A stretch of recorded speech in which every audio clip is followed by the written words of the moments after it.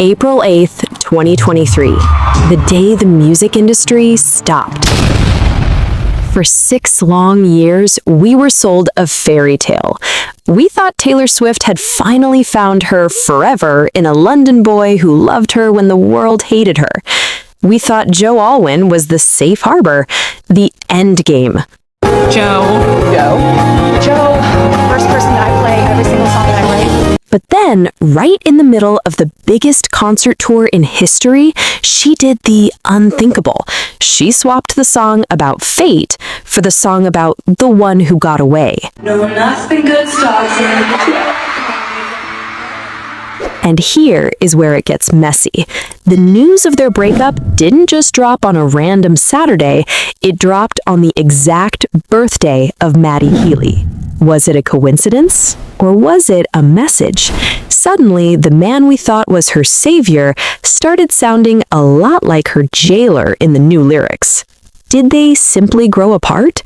Or did she give him 6 years of her youth for free, only for him to refuse to put a ring on it?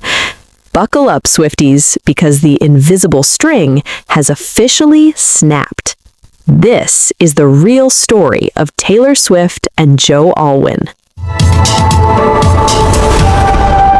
The Great Escape, 2016 to 2018. To understand the tragic ending, we have to go back to the electric beginning. The date? May 2nd, 2016. The location? The Met Gala.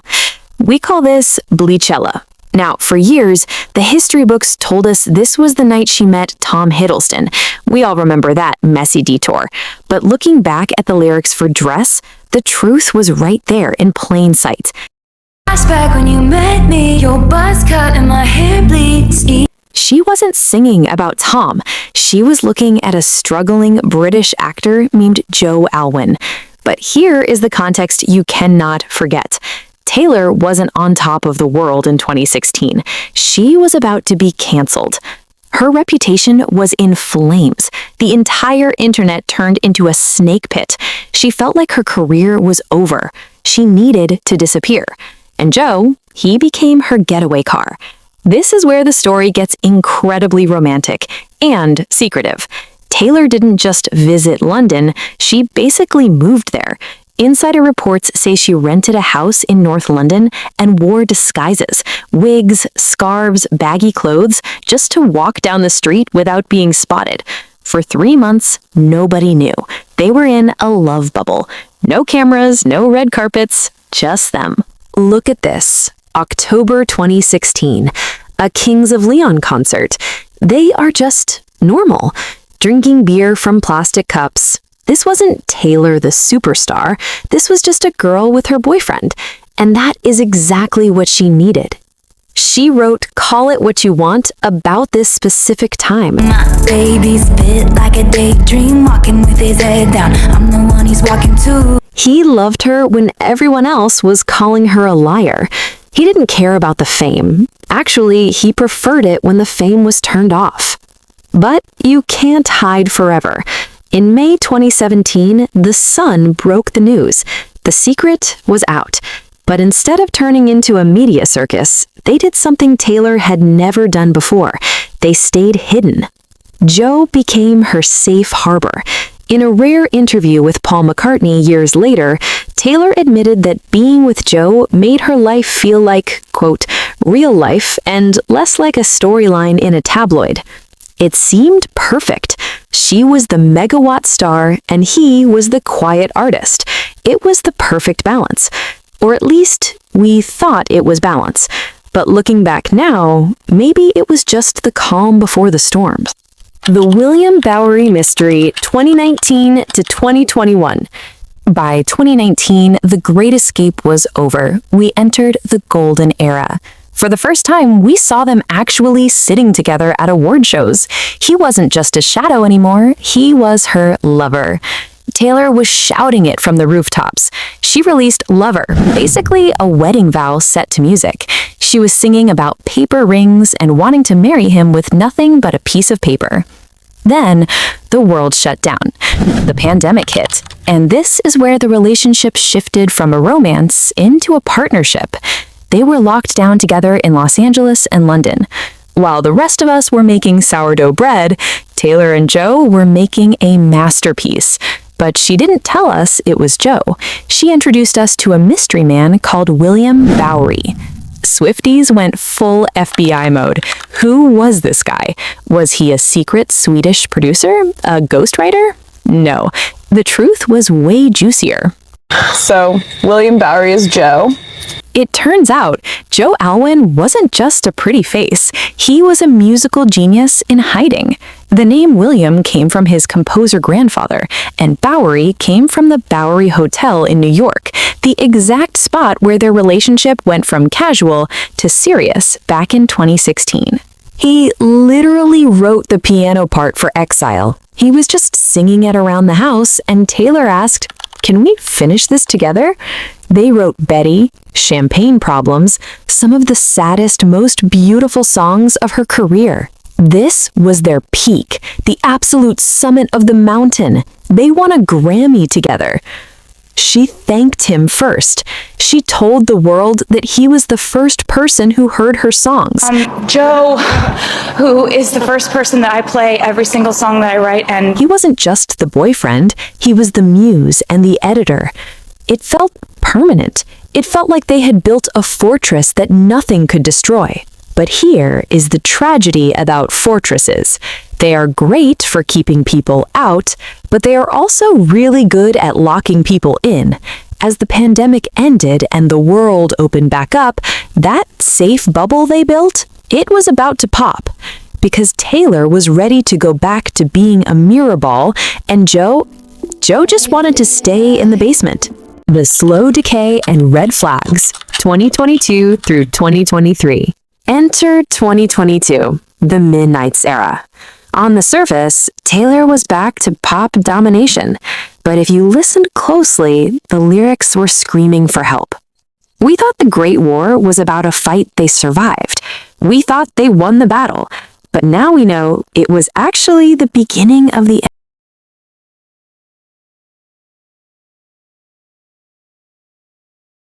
And the biggest red flag? It wasn't on the album. It was in the vault. This is the receipt that changed everything. Jack Antonoff revealed that You're Losing Me, the most devastating breakup song she has ever written, was written in December 2021. Stop, you're losing me. Let that sink in. While we were celebrating their private love in 2022, Taylor was already writing about her heart stopping. My heart won't stop anymore. She was begging him to do something, say something. She was dying on the vine, and he seemingly didn't notice. Fast forward to March 2023. The Eras Tour kicks off. It is the biggest cultural event on the planet. Every celebrity is there. Emma Stone, Laura Dern, the Haim sisters. But there was one glaring empty seat. Where was Joe? His team said he was filming, but come on, this was the opening night of his partner's career-defining tour. The silence was deafening. And this is where the personality clash theory became real. Insiders told People magazine that Joe struggled with Taylor's level of fame. He wanted her to stay small and private, like in the pandemic. But Taylor, she didn't want to be locked in the basement anymore. She wanted to shimmer. She wanted to be bejeweled. The cage was open and she was ready to fly. But he was still trying to close the door. Then the final nail in the coffin. March 31st, Arlington, Texas. Without saying a word to the press, Taylor made a change to the set list. She cut Invisible String, the song about soulmates tied by fate, and replaced it with The One. But it would have been fun if you would have been the one. She was telling us right to our faces. It wasn't fate anymore. It was a funeral. The cheating rumors and the aftermath. April 8th, the day the breakup news hit the internet. But Swifties immediately noticed something suspicious. April 8th wasn't just a random Saturday. It was Maddie Healy's birthday. Was it a petty gift? A signal? Because days later, reports surfaced that Taylor wasn't just crying into her pillow. She was allegedly madly in love with the lead singer of the 1975. This is where the theory of monkey branching comes in. Did she cheat, or was the relationship with Joe dead for months? The song, Guilty as Sin, suggests she was having fatal fantasies about someone else while still sleeping next to Joe. You labor breath, taking all of me. We've already done it in my head. She admits it. She was cheating in her head.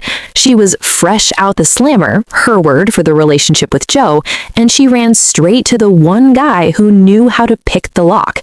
Rewind to January 2023. She appeared at the 1975's concert. She looked happy. Joe was nowhere to be seen. The writing was on the wall. We just didn't want to read it. And then, the moment that broke the internet, she looked into the camera during Cardigan and mouthed a secret message. Matty did the exact same thing at his show. It was a public declaration. Joe was erased. But if you think Joe was innocent, let's talk about the great unfollowing. April 19th, 2023. Taylor goes to dinner with Blake Lively and Ryan Reynolds. Ryan and Joe were friends. They wrote tributes to each other. But the second that dinner ended, Ryan unfollowed Joe. The Haynes sisters unfollowed Joe. Austin Swift unfollowed Joe. You don't do that for an amicable split. You do that when you find out something nasty. And then the rumors about Joe. While Taylor was on tour, his co-star Emma Laird posted a photo of him on a scooter with the caption, "Moments in March." Fans went nuclear. Was he moving on too fast? Was he the one who strayed? We may never know the exact timeline, but in So Long London, Taylor gave us the final verdict. I'm pissed off you let me give you all that youth for free.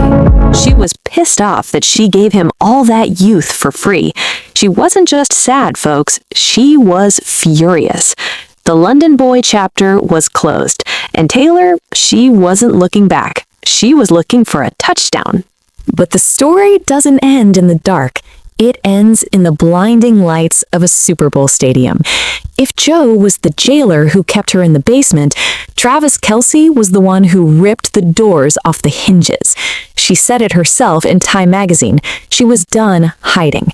She realized that privacy isn't always peace. Sometimes it's a prison. She traded the London fog for the American spotlight, and she has never looked happier. And Joe, he finally broke his silence. In June 2024, over a year after the split, he gave us one final cryptic quote. There is always going to be a gap between what is known and what is said. He didn't fight back, he didn't drop a diss track, he just faded away. And maybe that's the point. Joe was the invisible string that kept her together when she was broken, so she could be strong enough to find her alchemy today. The relationship wasn't a failure. It was a bridge that carried her from the worst reputation of her life to the greatest era of her career.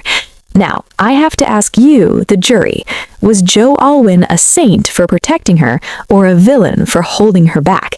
And do you think the Tortured Poets Department is really about him, or was it secretly about Matty Healy all along? Let me know in the comments. It was your girl Cherry. Bye for now.